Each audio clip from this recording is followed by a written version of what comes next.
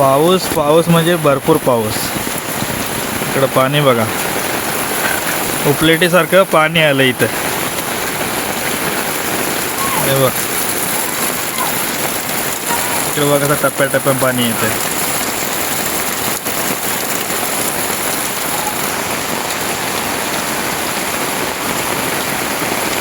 मंडळी, पूर्ण व्हिडिओ आपल्या चॅनलवरती नक्की बघा संध्याकाळी.